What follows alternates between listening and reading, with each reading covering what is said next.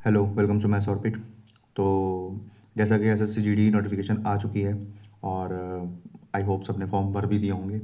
तो time waste नहीं करते हैं, एग्ज़ाम चुटकी बजाते निकल जाएगा। मतलब आपको पता भी नहीं लगेगा एग्ज़ाम सर पे आ जाएगा। तो उसकी तैयारी आज ही करनी पड़ेगी। मतलब मैथ सेक्शन में 40 में से 40 की तैयारी आज ही करनी पड़ेगी। और ये जो मैं आज कराने वाला हूँ वो सिर्फ मैथ सेक्शन होगा और मैं मैथ ही पढ़ाता हूँ। मेरे को जीके भी थोड़ी बहुत आती है, जी थोड़ी बहुत इंग्लिश भी आती है, सब। लेकिन जो मेरा स्ट्रॉन्ग है मैं वो पढ़ा रहा हूँ, वो है मेरा मैथ। और मैं मैथ टीचर भी हूँ, मैं ऑफलाइन भी पढ़ाता हूँ। तो मैथ सेक्शन को लेके यहाँ पे हमारी स्ट्रेटजी पेपर में कैसे करने वाले हैं हम, 40 में 40 के लिए क्या करना पड़ता है, क्या क्या याद होना चाहिए, वो आप मेरे से सीखेंगे। ये एक तरह से डिटेल सॉल्यूशन होगा। मतलब जो 4 फरवरी 2025 में शिफ्ट 1 में पेपर आया था मैथ का, उसका डिटेल सॉल्यूशन होगा। और क्वेश्चंस के थ्रू ही हम सीखने वाले हैं कि एक क्वेश्चन से अगर उससे रिलेटेड कुछ और भी सीख सकते हैं तो वो भी सीखेंगे। पूरा पूरा टॉपिक नहीं पढ़ाने वाला हूँ। एक क्वेश्चन से 4 क्वेश्चन अगर बन रहे होंगे, मैं वो चारों क्वेश्चन बताऊंगा, ठीक है। तो टाइम वेस्ट नहीं करते हैं, पेपर तक हम ऑलमोस्ट 2023, 24, 25 तीनों ईयर के मैथ सेक्शन खत्म कर देंगे। तो ये आज है हमारा सेट नंबर 1, ठीक है। तो टाइम वेस्ट नहीं करते हैं, आगे बढ़ते हैं। और हाँ, उससे पहले मैं बता दूं कि जितना भी आप शेयर करेंगे उतना ही ये लोगों तक पहुंचेगा। जितना आप शेयर करेंगे उतना लोगों तक पहुंचेगा, उतना ही उनके लिए भी फ़ायदा होगा। देखो, बी काइंड। अगर आप काइंड रहोगे तो ही सक्सेस मिलती है। आप जितने भी सक्सेसफुल पर्सन देख लो, सब के सब काइंड होते हैं। तो आप अगर काइंड रहोगे तो आपका एक कहते हैं ना लक फैक्टर बहुत अच्छा हो जाएगा। तो जितने भी आपके जानने में है ना कि हाँ भाई जो मैथ्स पढ़ते हैं कॉम्पिटिशन की तैयारी उसे आप भेज देना। ये पक्का कह रहा हूँ, ये जो सीरीज़ होने वाली है हेल्पफुल होने वाली है। अगर आपको नहीं पता कि मैं कैसा पढ़ाता हूँ तो बस 30 मिनट्स, 30 to 40 मिनट्स मुझे दे दो। मैं आपको मैं लिख के दे सकता हूँ कि ये 20 क्वेश्चन में से 15 क्वेश्चन आपको याद रहने वाले हैं। और आगे आने वाले जो भी मेरे सेट होंगे, जो भी रिपीटेड चीज़ होगी मैं वो नहीं बताऊँगा, ठीक है। मैं अभी बता दूँ, जो भी क्वेश्चन रिपीट हो रहा होगा या जो कोई क्वेश्चन कंसेप्ट रिपीट हो रहा होगा वो मैं नहीं बताऊँगा। क्योंकि क्यों, बार बार 2 से 3 बार बताऊँगा, उसके बाद नहीं बताना, क्योंकि वो टाइम वेस्ट हो गया। क्योंकि हर बार कुछ क्वेश्चन रिपीट हो गए हों, कुछ क्वेश्चन नए आ रहे होंगे, तो वो बताएंगे, ठीक है। टाइम वेस्ट नहीं करते, आगे बढ़ते हैं। तो जो 2025 में फरवरी 4 फरवरी को शिफ्ट 1 होता है, उसका पहला क्वेश्चन ये है कि कह रहा है थर्ड प्रोपोर्शन बताओ 16 और 48 का। अच्छा, थर्ड प्रोपोर्शन क्या होता है, प्रोपोर्शन क्या होता है? जब equal ratio, wait, equal ratio, देखो नंबर जब इक्वल होते हैं ना, नंबर जब इक्वल होते हैं तो साइन लगता है, जब नंबर इक्वल होते हैं तो साइन लगता है ये, ठीक है। लेकिन जब रेशियो इक्वल होती है, जब रेशियो इक्वल होती है ना, तो उसको मैं ये नहीं लगाता हूँ, उसमें लगाता हूँ ये साइन लगते हैं, ठीक है। जब दो रेशियो इक्वल होती है, मैंने बोला दो रेशियो, एक A/B बराबर है C/D। तो मैं जब इसको लिखूंगा तो कैसे लिखूंगा आपको पता होना चाहिए। A/B, C/D, ये दोनों एक दूसरे के बराबर हैं, वो बराबर के लिए साइन लग गया। तो यहाँ से एक रिजल्ट निकल गया, जब भी दो रेशियो बराबर होते हैं, जब भी दो रेशियो बराबर होते हैं तो उसमें क्या होगा कि ये इसका मतलब यही तो होगा, A/B बराबर है C/D के। मैं इसको आगे सॉल्व करूँगा, ये जाएगा इधर मल्टीप्लाई, ये जाएगा इधर मल्टीप्लाई। तो क्या मिला, A × D = B × C। पहली चीज़ तो ये प्रोपोर्शन होता क्या है और सॉल्व कैसे करते हैं। इसका मतलब जब भी आपके सामने प्रोपोर्शन आ जाए A/B, C/D, तो आपको करना क्या है, आपको ये पता होना चाहिए कि इन दोनों का प्रोडक्ट और इन दोनों का प्रोडक्ट हमेशा बराबर होने वाला है। ये रिजल्ट निकलेगा। दूसरी चीज़, ये थर्ड प्रोपोर्शन मीन प्रोपोर्शन क्या होता है, देखो आंसर तो यहाँ ख़त्म हो जाएगा, बात सारी है उसके अलावा क्या क्या सीख सकते हैं। अब इसमें कुछ चीज़ें पूछी होती हैं, देखो नोट्स आप बनाना, मैं सिर्फ आपको बता रहा हूँ, ठीक है। तो पहली चीज़ है मीन प्रोपोर्शन। जो मैं बोलूँगा उसे नोट करना। मीन प्रोपोर्शन हमेशा मीन प्रोपोर्शन ऑफ दो नंबरों का निकलता है, A एंड B, कोई भी दो नंबरों का निकलता है। क्या कहता है, मीन का मतलब होता है मध्य, मध्य समानुपाती। हिंदी में बोलते हैं इसे मध्य समानुपाती। तो कहता है कि दो संख्याओं के बीच में कोई ऐसा नंबर होगा, दो संख्याओं के बीच में कोई एक ऐसा नंबर होगा जो समानुपाती बना रहा होगा। मतलब ए का जो अनुपात एक्स से होगा वही एक्स का बी से होगा, ठीक है। तो इसका मतलब इन दोनों की मल्टीप्लाई और इन दोनों की मल्टीप्लाई सेम होने वाली है। तो यहाँ से एक रिजल्ट निकल के आया कि सर, यहाँ से रिजल्ट निकला क्या कि जो एक्स स्क्वायर है वो किसके बराबर होगा, A × B के। तो मुझे यही तो नंबर जानना है, मुझे यही तो जानना है कि मीन प्रोपोर्शन क्या होगा। तो एक्स क्या निकल के आएगा, जब भी स्क्वायर हटता है तो क्या लगता है, रूट। फॉर्मूला बन गया ए इंटू बी। ठीक है। अगला होता है अगला होता है थर्ड प्रोपोर्शन। थर्ड का मतलब है तीसरा, थर्ड प्रोपोर्शन किसका, तीसरा। तीसरा पूछा है मतलब पहले इसमें भी दो ही नंबर होंगे, ऑफ ए एंड बी। ठीक है। तो इसमें क्या बोला है, कह रहा है इन दोनों के बाद, मतलब इन दोनों के बाद तीसरी ऐसी संख्या जो समानुपाती बना रही होगी। इसका मतलब ये है कि ए का जो अनुपात बी से है वही बी का एक्स से होना चाहिए। तो वही इन दोनों की मल्टीप्लाई बराबर, तो रिजल्ट क्या मिलेगा कि सर ए इंटू एक्स बराबर होगा B into B, B square के। तो एक्स की वैल्यू क्या आ गई, बी स्क्वायर अपॉन ए। ठीक है। तो थर्ड प्रोपोर्शन का फॉर्मूला क्या निकल के आया कि अगर तीसरा प्रोपोर्शन निकालना है तो हमेशा क्या करो, बाद वाले संख्या की स्क्वायर अपॉन बड़े पीछे वाला, पहले वाला। ठीक है। अब आएगा चौथा, वो तीसरे वाला। तीसरे वाले में कह रहा है फोर्थ प्रोपोर्शन। देखो चौथी संख्या पूछा है, इसका मतलब तीन संख्या दे रखी होंगी। Fourth proportion of A B and C, A B and C. इसका मतलब ए का जो मतलब, समझाता हूँ, इन तीनों के बाद ऐसी संख्या,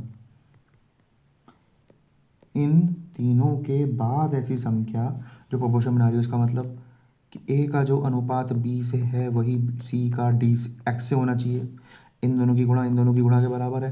तो एक्स बराबर क्या आ गया, मतलब ए एक्स क्या आ गया, बी सी के, बी इंटू सी के। ठीक है।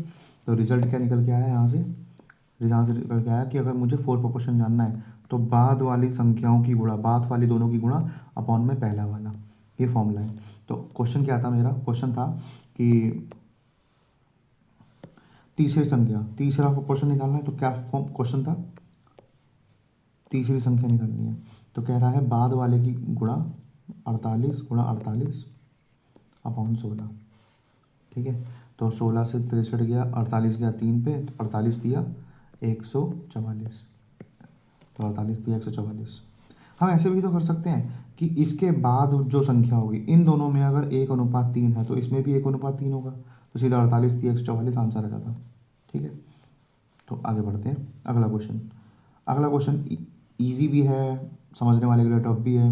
देखो क्या कह रहा है, कोई सेम रेट ऑफ इंटरेस्ट से 2 सालों में सिंपल इंटरेस्ट 42 था और कंपाउंड इंटरेस्ट 51 था। देखो जिसको ट्री मेथड आता होगा ना, कैसे करते थे हम, कोई प्रिंसिपल है, प्रिंसिपल पे कोई R% का ब्याज लग रहा होगा, तो R% का ब्याज रख के ऐसा ही आ गया। पहले साल में तो SI और CI सेम होते हैं। दूसरे साल में कंपाउंड इंटरेस्ट कैसे वर्क करता देखना, तो दूसरे साल में भी इसी पे R% लगा होगा। भाई ब्याज, कंपाउंड इंटरेस्ट में ब्याज कैसे लगता है, आप कितना पैसा यूज़ कर रहे हो हर साल। देखो जब पहले साल यूज़ कर रहे थे तो यही पैसा यूज़ कर रहे थे, लेकिन जब दूसरे साल आए ना आप, तो आपने ये पैसा भी यूज़ किया और ये पैसा भी यूज़ किया, तो इस पे जो ब्याज लगा वो तो यहाँ आया। ठीक है। इस पे जो ब्याज लगा वो तो यहाँ आ गया, लेकिन जो इस पे ब्याज आया वो यहाँ आएगा। तो ये आपका दूसरे साल का ब्याज। बोलेंगे कंपाउंड इंटरेस्ट पूरा कितना होगा, सर कंपाउंड इंटरेस्ट होगा ये पूरा। ठीक है। अब मैं ज़रा इसको अच्छे से बना के दिखाता हूँ। प्रिंसिपल प्रिंसिपल SI, पहले साल का सब SI होता है, और इस पे भी ब्याज लगेगा, वो भी एक मेरा ब्याज होगा, इंटरेस्ट होगा।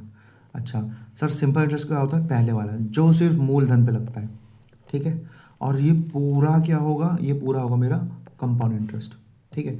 तो मैं कह सकता हूँ ये जो कंपाउंड इंटरेस्ट और सिंपल इंटरेस्ट, कंपाउंड इंटरेस्ट और सिंपल इंटरेस्ट का जो अंतर है वो यही तो निकलने वाला है। ये पूरा कंपाउंड इंटरेस्ट, ये पूरा कंपाउंड इंटरेस्ट, ये वाला लाइन सिंपल इंटरेस्ट, तो अंतर क्या होगा ये। ठीक है। तो जो सिंपल इंटरेस्ट और कंपाउंड इंटरेस्ट का अंतर है वो है क्या, इसी वाले ब्याज का R%, इसी वाले ब्याज का R%। ठीक है।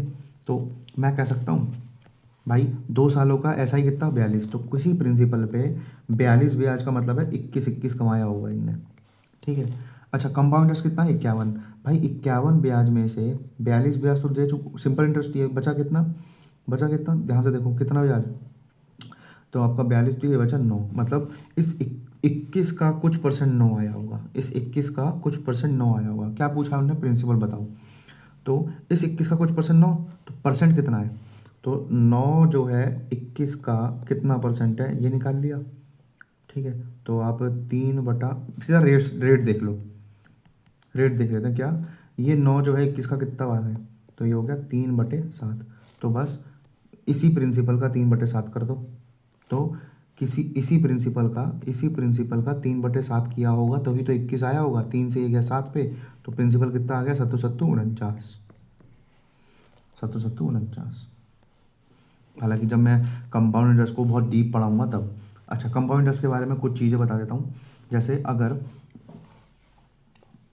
CI रेट्स, ठीक है, अगर रेट और रेट जब कितनी हो, A% हो, जब एक ही समान रेट हो, तो उस केस में अगर 2 साल की बात करें, 2 साल की बात करें, 2 साल की बात करें, तो 2 साल की रेट क्या होगी? तो ओवरऑल रेट CI रेट क्या होगी 2 साल की?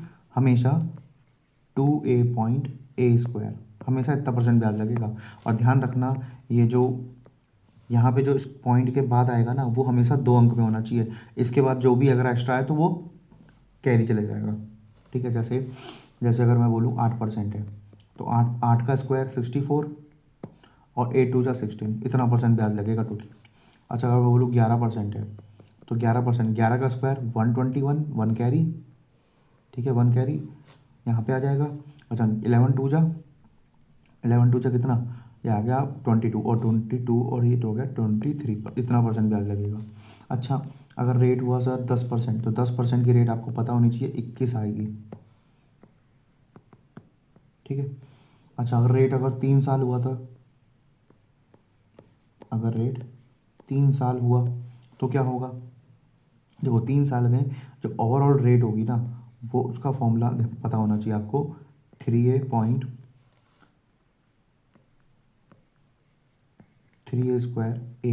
इतना परसेंट ब्याज लगेगा। जैसे अगर 2% ब्याज है, 2% रेट है 1 साल की, तो कितना? 2 का क्यूब 8, और हर एक 2 अंकों में होनी चाहिए पॉइंट्स के बाद। तो 2 का क्यूब 8, तो 0 8। 2 का स्क्वायर कितना? 4, 4×3 = 12, 0.3×2 = 6, इतना परसेंट ब्याज लगेगा। इस तरीके से आपको रेट निकालनी होती है। ठीक है, इसकी भी अगर 10% की रेट पूछ ले कोई, 3 साल की 10% की रेट क्या होगी? तो होगी 33.1%। ये आपको याद होनी चाहिए, ये याद होनी चाहिए, ये याद होनी चाहिए। ठीक है, चलो सेकंड क्वेश्चन।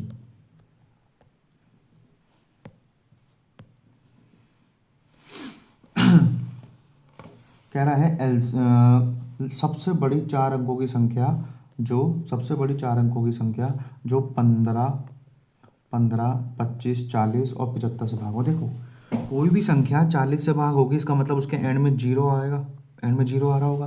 तो जीरो, जीरो यहाँ है, यहाँ है, मतलब यहाँ ये दोनों हो सकते हैं, ये आंसर ख़त्म। ठीक है। अच्छा, कोई भी संख्या 25 से भाग हो रही होगी, तो उसके आखिरी के 2 अंक, उसके आखिरी के 2 अंक भी 25 से भाग होने चाहिए। क्या 60 25 से भाग होता है? नहीं। तो आंसर आ गया ये। देखो, LCM भी नहीं निकाला मैंने, ईजी था। ठीक है। ये क्वेश्चन अच्छा है। कह रहा है average weight of Gopal, Akshay और अतुल, इन तीनों का एवरेज वेट 46 है। गोपाल, अक्षय और अतुल, आपको एवरेज निकालना आना चाहिए कि जितने लोग उनका सम और जितने लोग बटे 3, कितना आ गया? 46।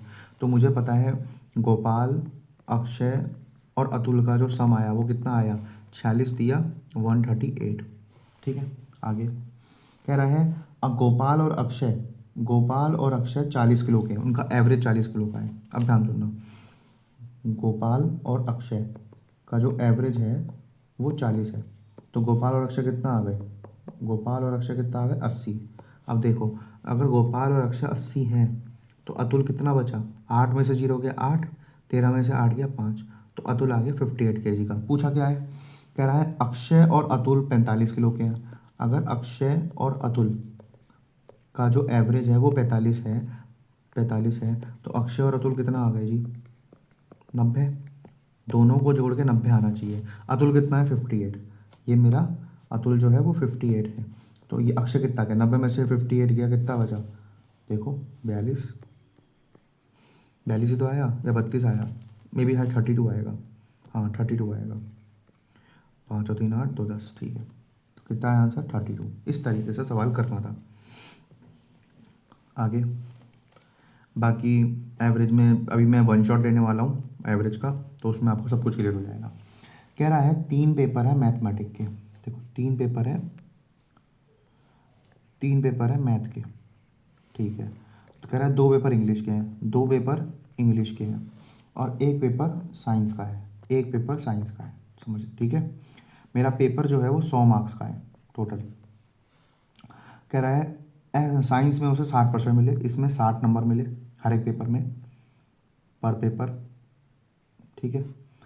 यहाँ पे एस कॉट, सॉरी एस के बारे में बताया है, इसको इसमें 60% मिले, इसमें इंग्लिश में मिले उसे 70% और साइंस में मिले उसे 50%। तो बताओ उसे ओवरऑल परसेंटेज क्या होगी पेपर में?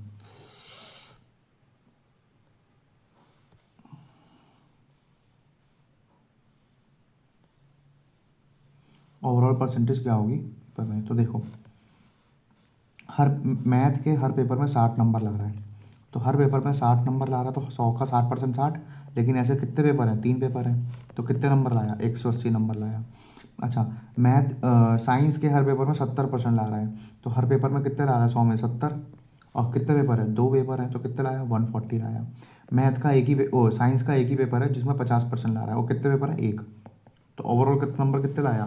तो 0 0 0 0, 8 और 4 12, 12 और 5 12 5 17 का एक हासिल, 370। कह रहा है कितने परसेंट नंबर आ रहा है? सर 370 मार्क्स ला रहा है। कितने पेपर है? 6 पेपर है, हर एक पेपर 100 नंबर का, और इंटू 100। 2 जीरो से 2 जीरो गया, इससे काटा 37 में 36 गया 6 पे, बचा कितना? 1 10, 10 को मैं 1 वारी पे जाऊंगा तो कितना बचेगा? 4, 4/6 होता है 2/3, दैट इज 67%। तो 61.67% ये आपका आंसर है, ठीक है। नेक्स्ट क्वेश्चन कह रहा है ए किसी काम को 32 दिनों में कर सकता है, बी किसी काम को 48 दिनों में कर सकता है। अगर दोनों मिलकर 8 दिन तक काम करते हैं और उसके बाद ए जो है, उसके बाद ए काम छोड़ के चला जाता है, बताओ बी उस काम का 60% कितने दिन में करेगा? बहुत ईजी है, कुछ नहीं है। देखो ए है, उसी काम को 32 दिनों में कर रहा है, बी जो है उसी काम को 48 दिनों में कर रहा है, ठीक है, 48 दिनों में कर रहा है। तो काम को मैंने मान लिया 96। तो अगर ये 3 काम कर रहा है एक दिन में, तो ये कितना काम करेगा? 2, दोनों मिलकर कितने करेंगे? 5।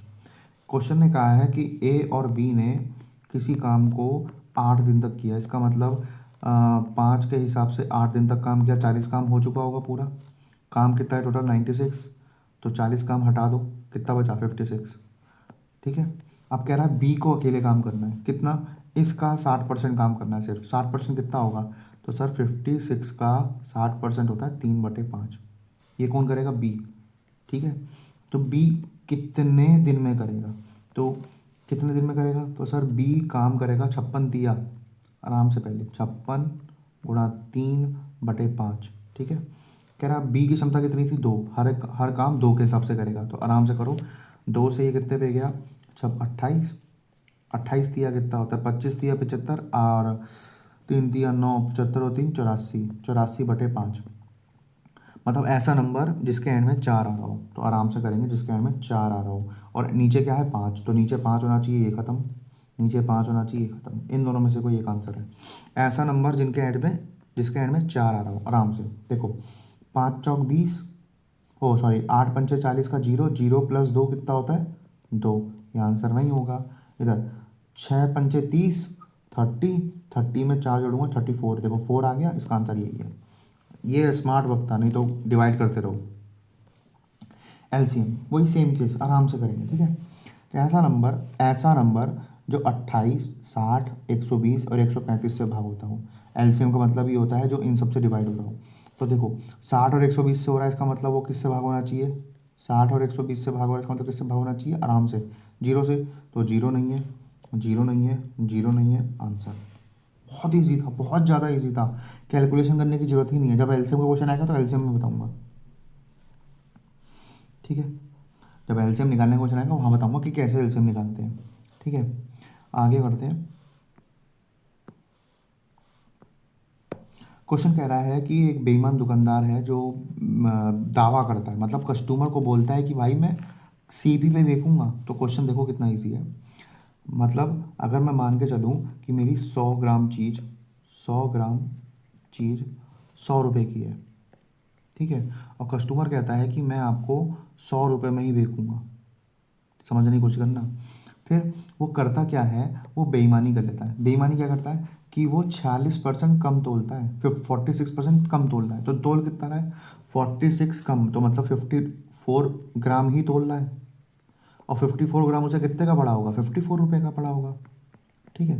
तो 54 रुपये असल में यही हो रहा है। देखो कस्टमर को दिख रहा है ये, आप ध्यान से देखोगे कस्टमर को ये सिनेरियो दिख रहा है, ये कस्टमर से भी दिख रहा है कि भाई इतने की लाया और मुझे भी इतने की ही दे रहा है, लेकिन असल में हो ये रहा है, ठीक है। तो ध्यान से देखोगे 54 रुपये की चीज़ 100 रुपये में बेच रहा है, कितना कमाया, उसने कमाया 46। तो परसेंटेज निकालते हैं, उसने 46 कमाया 54 पे, ठीक है। तो मैं इसे काटा पीटी मचाऊंगा, ये हो जाएगा 23/27, ठीक है, इंटू 100। तो 2300/27 कट सकता है, 27 आएगा नीचे, 27 27 27 27, ठीक है। ऐसा नंबर जिसके एंड में, ऐसा नंबर जिसके एंड में जीरो आ रहा हो, ऐसा नंबर जिसके एंड में जीरो आ रहा हो, देखो चेक कर लेते हैं। 7×6 = 42 का 2, 2 और 6 8, नहीं आ रहा, ठीक है। 7×4 = 28 और 28 का 8 आया, और 5 जोड़ूंगा तो 13 का 3 आ जाएगा, नहीं आया। 7×5 = 35, 35 और 5 जीरो आ रहा है। 7×7 = 49, 49 और 0 9 आ रहा है, तो ये भी नहीं है, आंसर हो गया ये। देख रहे हो कितना आसान है परसेंटेज निकालना भी। कह रहा है दो संख्याएं हैं जो और इनका मीन प्रोपोर्शन 24 है। दो संख्याएं हैं, तो भाई दो संख्याएं हैं, मतलब ए अनुपात बी आपको पहले दे रखा है 4 और 9। मैं थोड़ा इसे ये ले लेता हूँ, ए अनुपात बी दे रखा है 4 और 9। तो असल में 4 9 थोड़ी होंगी, हो सकता है कुछ मल्टीपल रहा हो, तो मैंने 4x और 9x ले लिया। कह रहा है इनका मीन प्रोपोर्शन, तो 9x और 4x का जो मीन प्रोपोर्शन है वो पहले ही बता दिया कितना है, 24 है। तो 9×4 = 36 का 6 आ गया, और इनका x² का x आ गया 24, ये कितना आया 4। तो x का मान कितना आ गया जी 4। कह रहा दोनों के बीच का अंतर बताओ, अंतर कितना है जी 5x। x का मान कितना है 4, 5×4 = 20, आंसर सीधा सीधा, ठीक है। क्वेश्चन कह रहा है दो कोण है, ठीक है, दो कोण उनकी हाइट 4 और 3 है। दो कोण है उनकी हाइट 4 और 3 है। हाँ, दो कोण है उनकी हाइट 4 और 3 है, और रेडियस है उनके बेसिस का 1/2। Find the ratio of their volume. देखो वॉल्यूम का रेशियो, जब भी रेशियो की बात आए ना, देखो वॉल्यूम होता क्या है तो ये जानो। तो वॉल्यूम होता है इसका 1/3 πr²h। तो दो अलग अलग कॉइन है, मैंने मान लिया वॉल्यूम 1 है और वॉल्यूम 2 है। इसका भी क्या होगा 1/3 पाई, इसकी मैंने ये मान लिया, ठीक है। तो देखो जो कांस्टेंट पार्ट है वो तो कट ही गया, तो अनुपात किससे निकल रहा है, इनसे निकल रहा है। तो मैं जब भी ऐसी बात आए ना, अनुपात की बात है इनमें, ऐसी फिगर्स में, कौन हो गया सिलेंडर हो गया, तो कुछ मत करो, ये पाई वाला पार्ट हटा दो ना सामने से। बस ऐसा नंबर, ऐसी वैल्यू लेना जो बदलती रहती हैं, जैसे रेडियस, हाइट, स्लैंट हाइट। तो क्या करना आपको, r²h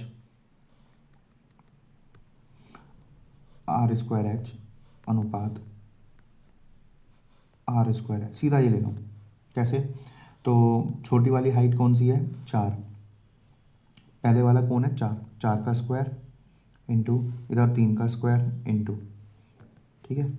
और उनके बेसिस का क्या है, बेस का रेडियस क्या है 1 2, तो 1 और 2 अनुपात ले लिया। फिर 4 का स्क्वायर 16 अनुपात 3 का स्क्वायर 9 इंटू 2, 3 का स्क्वायर 9 इंटू 2।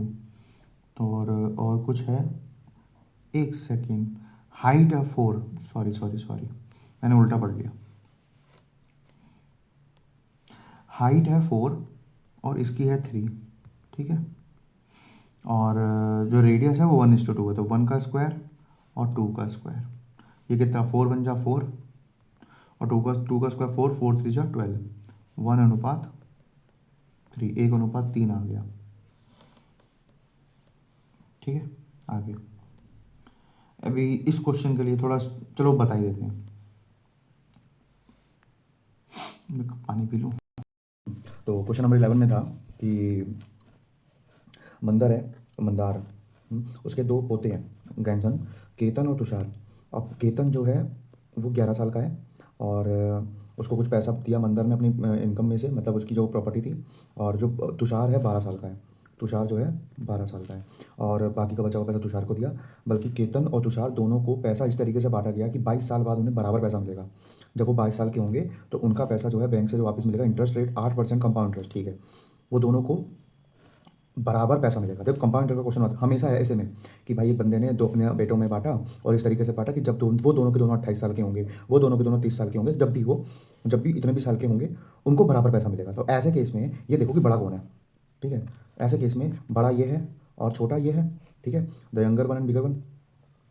तो 8% ब्याज था। ऐसे केस में रेट कितना हुआ, रेट पैसे देखो, रेट 8%। कोई चीज़ 8% से बढ़ रही है, इसका मतलब 2/25 से बढ़ रही है।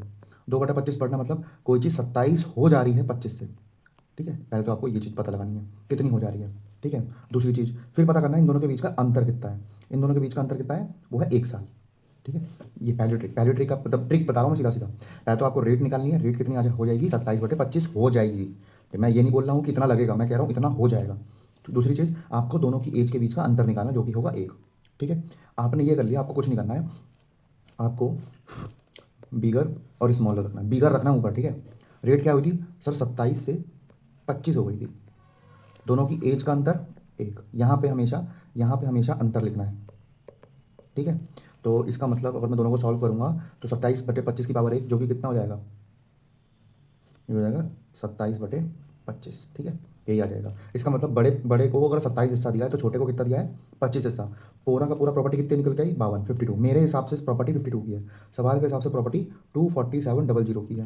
देखो एक का मान कितना हो जाएगा, 24700/52, और आपको कुछ नहीं करना है, इसको सॉल्व करके इससे मल्टीप्लाई कर देना है, आपका आंसर यहाँ पे आ जाएगा। अब देखो ट्रिक, ट्रिक ट्रिक देखो, ट्रिक देखो, ट्रिक कुछ नहीं है, कैलकुलेशन का खेल है सारा। आपको कैलकुलेशन अच्छी होगी, आप कर लोगे। आपको यहाँ दिख गया कि बड़े वाले का हिस्सा 27 गुना है, तो छोटे वाले का हिस्सा कितना है, 25 गुना। हम ऐसे ही कर लेते क्वेश्चन कि अगर छोटे वाला पूछता छोटे वाले को भी करना पड़ता, लेकिन पहले तो मैं बड़े वाले का पूछा है ना, तुषार का पूछा है, तुषार का पूछा है। तो 27 हिस्सा है, मतलब जो भी वैल्यू होगी वो 27 से भाग हो रही होगी, जो भी वैल्यू होगी वो 27 से भाग हो रही होगी। अब देखो 27 से भाग होने का मतलब है संख्या 9 से भाग होना, 27 से भाग होने का मतलब संख्या 9 से भाग होना। और 9 का नियम क्या है, ठीक है, 9 अगर कोई नंबर डिवाइड बाय 9 हो रहा है, ठीक है, मैं जरा इसको चेंज कर लूँ। अगर कोई नंबर डिवाइड बाय 9 हो रहा है, इसका मतलब है उनमें सम ऑफ डिजिट भी 9 से डिवाइड होनी चाहिए, ठीक है। सम ऑफ डिजिट 9 या 9 की टेबल में होना चाहिए। तो 9 सम ऑफ डिजिट निकालते हैं। देखो 7 और 2 9, मैं ज़रा दोबारा बताता हूँ। 7 2 9, बचा कितना, 8। 8 तो ये हो नहीं सकता 27 से भाग। इधर 7 और 2 9, बचा कितना, 8 5 13, 13 तो हो नहीं सकता 9 से भाग, ठीक है। 5 4 5 4 9, बचा कितना, 6, नहीं हो सकता। बचा यही, देखो कैसे, 8 और 1 9, 5 4 9, पूरा का पूरा 9 से भाग हो रहा है, मतलब ये आंसर है। ऐसे ही कर लिया, आप सॉल्व ही नहीं करा, मतलब आप ये इतना कुछ करने की जरूरत ही नहीं थी, क्वेश्चन यहीं सॉल्व हो जाता, ठीक है। आगे बढ़ते हैं। तो अगर ये लिखना हो तो बिगर अपॉन स्मॉलर बराबर होगा आपकी रेट, जो भी आपकी रेट होगी, ठीक है। और यहाँ पे लिखना पड़ेगा एन, एन क्या होगा आपका, अंतर, age, difference of age bigger upon smaller, ठीक है। सवाल नंबर कह रहा है, एक बंदा है अहमदाबाद से कोलकाता 9 की स्पीड से जाता है, 18 की स्पीड से आता है, तो उसकी एवरेज स्पीड बताओ। एवरेज स्पीड का फॉर्मूला वैसे तो होता है 2s1s2/s1 + s2, तो आप ऐसे निकाल सकते हो जनरली। तो फॉर्मूला क्या हो गया, 2 × 9 की स्पीड से जा रहा है, 18 की स्पीड से आ रहा है, और 9 + 18 कितना होता है, 27। तो ये हो गया 2 9 18/27। 9 की टेबल से 3 पे, 3 की टेबल से 6 पे, 6 2 जा 12, 6 2 जा 12, आंसर 12, ठीक है। अच्छा अगर 3 स्पीड दी होती तो फॉर्मूला होता है 3s1s2s3/s1s2 + s2s3 + s3s1, ठीक है। ये फॉर्मूला होता है जब 3 स्पीड दे रखी हूँ। S1 स्पीड से जा रहा हूँ, S2 स्पीड से आ रहा हूँ, फिर S3 स्पीड से जा रहा हूँ, ऐसे केस में समझ गए होगा आई होप। देखो लगातार टू सक्सेसिव डिस्काउंट, इसका फॉर्मूला देख लो। इसका फॉर्मूला होता है लगातार A% और एंड B% का डिस्काउंट दिया हो, ठीक है। तो उस केस में टोटल डिस्काउंट कितना लगता है, टोटल डिस्काउंट कितना लगता है, A+B माइनस AB/100, ये आपका ओवरऑल परसेंटेज आ जाएगा, ठीक है। तो सबसे ज़्यादा प्रॉफिट होगा, देखो कह रहा है बताओ कौन सी स्कीम में सबसे ज़्यादा उसे ज़्यादा डिस्काउंट मिल रहा है। तो सबसे ज़्यादा डिस्काउंट जहाँ पे सबसे ज़्यादा डिस्काउंट होगा, भाई प्रॉफिटेबल स्कीम तो वही होगी ना जहाँ पे उसे सबसे ज़्यादा डिस्काउंट हो रहा होगा। तो कस्टमर को यहाँ पे हो रहा है 20 और 20 ठीक है, और दोनों की मल्टीप्लाई 400/100 कितना हो जाएगा, सॉरी माइनस, तो हो जाएगा 36%, ठीक है। इसमें 25 और 15 40, ठीक है, और माइनस 25 × 15 आपका हो जाएगा 25 धाम 250, 125, 375, 375/100 कितना आ गया आपका, यह आ गया 36.25, ठीक है। इधर 30 और 10 40 और 30 धाम 100 और 30 धाम 300, तो 3 आ गया, ये आपका हो गया 37। अच्छा यहाँ पे कितना, 35 और 5 40, 35 और 5 40 माइनस 35 पंचे 350 का आधा 175 पॉइंट कितना लग गया, यह आपका हो गया सर 38.25, और सबसे ज़्यादा डिस्काउंट भी यही है, इसका मतलब फोर्थ वाली प्रॉफिटेबल है इस तरीके से, ठीक है। ये तो बहुत ही ईजी है। देखो यहाँ क्या कितना आपका आ गया 48 48 को 8 से भाग करेंगे 6 इंटू ये कितना आ गया 7 + 10 इंटू ये कितना आ गया 4, तो ये कितना आया, इससे आया 40 40 और ये कितना आता, ये पूरा का पूरा ब्रैकेट में था ना, ये पूरा ब्रैकेट में था, ये हो गया आपका 47 और 7×6 = 42 का 2, जिसके एंड में 2 आ रहा होगा वो आंसर, खत्म खत्म खत्म आंसर, ऐसे सोचना ही नहीं था फालतू।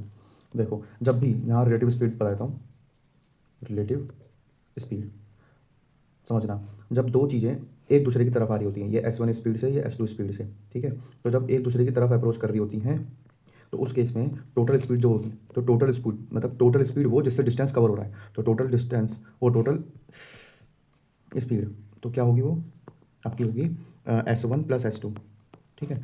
दूसरा केस, पहला केस जब अपोजिट से आ रहे हो, दूसरा केस कोई दूरी है, यहाँ पे S1 है, यहाँ पे S2 है, ये यहाँ जा रहा है और ये भी आगे जा रहा है, तो ये दूरी किस स्पीड से तय होगी, तो यहाँ पे स्पीड रिलेटिव स्पीड लगेगी, रिलेटिव स्पीड क्या होगी, वो होगा S2 माइनस S1, जो पीछे से आ रही है गाड़ी, जो पीछे होगी वो माइनस आगे वाली, ठीक है, क्योंकि ये डिस्टेंस तभी कवर हो पाएगा जब ये फास्ट होगा, ये वाला फास्ट होगा, ठीक है। तो क्वेश्चन कह रहा है दो ट्रेनें हैं जिनकी लेंथ 210 और 150 है, ठीक है, दो ट्रेनें हैं जिनकी लेंथ 210 और 150 है जो कि सेम डायरेक्शन में जा रही हैं, 210 और 150, तो ये 210 और ये 150, ठीक है, 210 और 150। तो अगर मुझे इस वाली ट्रेन को, अगर इस वाली ट्रेन को इसे पार करना तो पहले इसे भी चलना पड़ेगा और अपनी भी चलनी पड़ेगी, तो डिस्टेंस कितना हो गया, तो डिस्टेंस हो गया सर 150 तो चलेगा चलेगा, लेकिन पार करने के लिए अपनी भी चलनी पड़ेगी, तो कितना आ गया, ये आपका हो गया 360 मीटर। फिर एक की स्पीड 80 है, एक की स्पीड 150 है, दोनों के दोनों सेम डायरेक्शन में जा रहे हैं, तो S1 माइनस S2 होता है, मतलब जो तेज़ वाला है 150 माइनस 80, जो कि कितना हो गया 70 किलोमीटर प्रति घंटा, ठीक है। स्पीड कितनी हो गई, जो कि रिलेटिव स्पीड होती है वो भी 70 किलोमीटर पर आवर, ठीक है। कह रहा टाइम बताओ कितना टाइम लगेगा उसको पार करने में, मिनट्स में बताना है, तो मिनट्स में बताने के लिए सबसे पहले तो इसको स्पीड को मीटर पर सेकंड में चेंज करो, 70 × 5/18, ठीक है, ये आपका आ गया 17×5 = 350, ये भी एक सेकंड 17×5 = 350 और ये हो गया 18, ओके।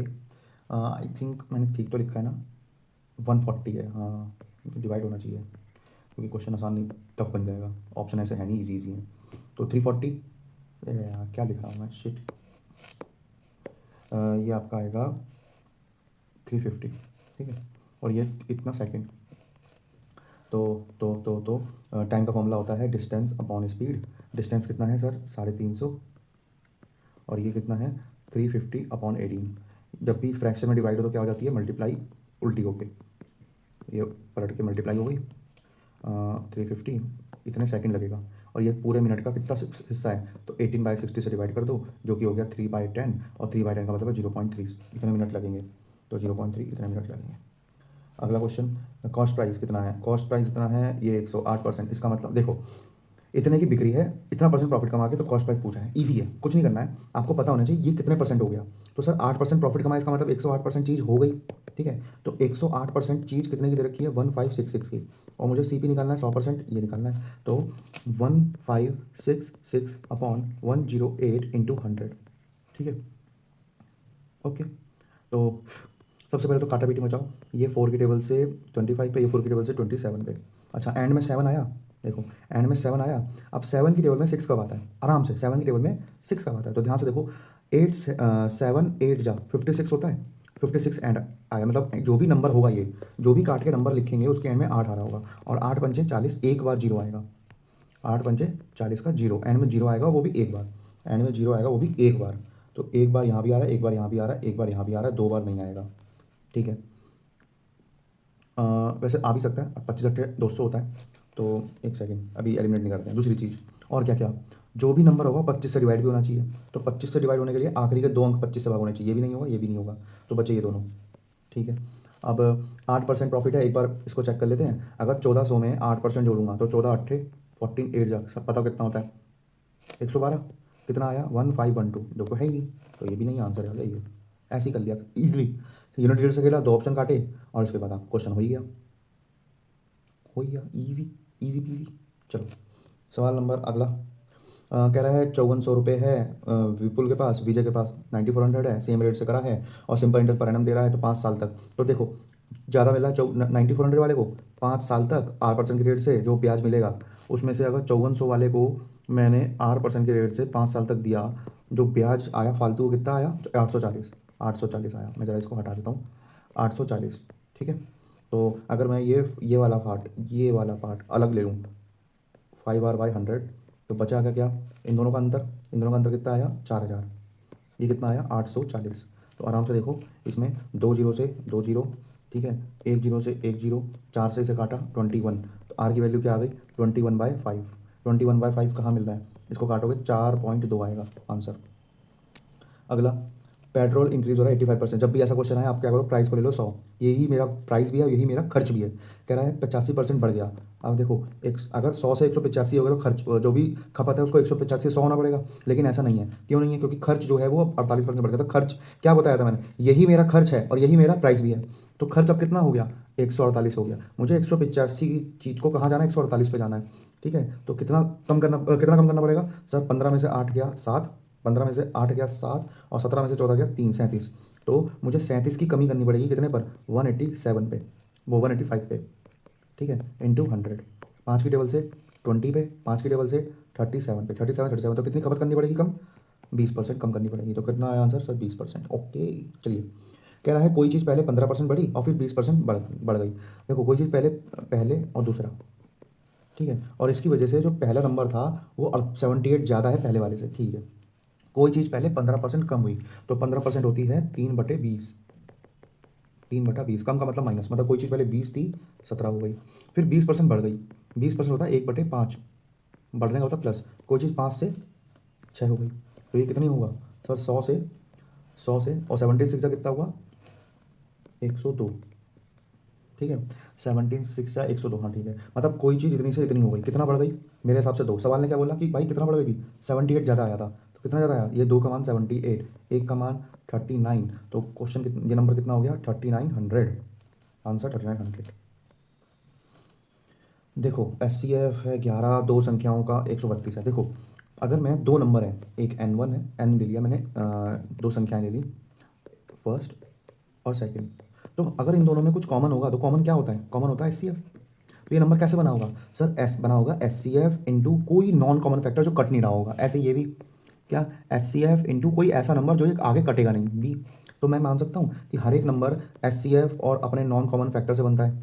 जैसे मैंने बोला 20 और 16, तो 20 और 16 का SCF क्या हो गया? 4। तो कैसे बना है? 4 और नॉन कॉमन फैक्टर 5 हुआ, और इसका 4 और नॉन कॉमन फैक्टर 4 हुआ। करें नॉन कॉमन फैक्टर कैसे? तो इन दोनों में अब आगे कुछ और नहीं कट रहा है। तो मैंने मान लिया सर दो नंबर हैं, दो नंबर हैं। एक मान लिया मैंने SCF इंटू ए, और दूसरा मान लिया मैंने SCF इंटू बी।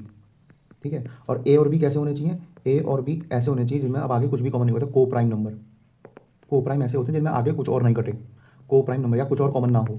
ठीक है। आगे तो कह रहा है सम उनका 32 है, मतलब, और SCF कितना? 11। तो संख्या क्या हो गई? संख्या क्या हो गई? 11A और 11B। ठीक है, क्योंकि SCF into non common factor, SCF into non common factor, दोनों की सम कितना है? 132। तो ए प्लस बी कितना आ गया, 11 कॉमन लेके भाग कर दोगे तो 12 आ जाएगा। तो ऐसी दो संख्या जिनको जोड़ के 12 है, तो कैसे आ सकता है दोनों को जोड़ के 11, 11 plus 1 12, 2 plus 10, 3 plus 9, 4 plus 8, 5 plus 7, 6 plus 6। क्या बताया था मैंने, ये ऐसी संख्याएं होनी चाहिए जो क्या हो, को प्राइम हो, आगे कुछ कॉमन ना आए। तो ये भी नहीं हो सकता, ये भी नहीं हो सकता, और 9 और 3 12, ये भी नहीं हो सकता, ये भी नहीं हो सकता। तो दो बचे मेरे पास, एक ये और एक ये। आगे कुछ कहा है उनने, आगे कहा है डिफरेंस बताओ दोनों के बीच का। अगर अगर हाँ, वो कह रहा दोनों ही नंबर 42 से बड़े हैं, तो ठीक है 42 से बड़े हैं। अगर मैं इन दोनों को मानता हूँ, अगर मैं 11:1 को मानता हूँ तो एच से गुणा करूँगा 11 से, 11 कम 11, और 11 गुणा 11 121। तो देखो संख्या दोनों भी 42 से बड़ी होनी चाहिए, तो ये खत्म, आंसर आ गया ये। ठीक है, तो कह रहा है डिफरेंस बताओ दोनों के बीच का। एक संख्या 7 है, एक संख्या 5 है, अनुपात। तो मेरे हिसाब से कितना अंतर है, 2। लेकिन हर एक वैल्यू कितनी गुणा है, 11 गुणा है, तो 22 आ गया आंसर। ऐसे बस इतना था, खत्म हमारा चैप्टर। मतलब एक सेट खत्म हो गया और इसमें हमने सारे सॉल्यूशन भी कर लिए और उनसे रिलेटेड चीज़ें भी करी। ठीक है, तो यही था पहले सेट में, इससे ज़्यादा कुछ नहीं। और जैसे चीज़ें आगे बढ़ेंगी आपको और ज़्यादा समझ में आने लगेगा। ठीक है, तो शेयर करना बिल्कुल मत भूलना, दोस्तों को भेजो जो भी आपका जान पहचान में है। और अगर आपको हेल्पफुल लगे तो सब्सक्राइब करना बिल्कुल मत भूलना। और थैंक यू फॉर वॉचिंग।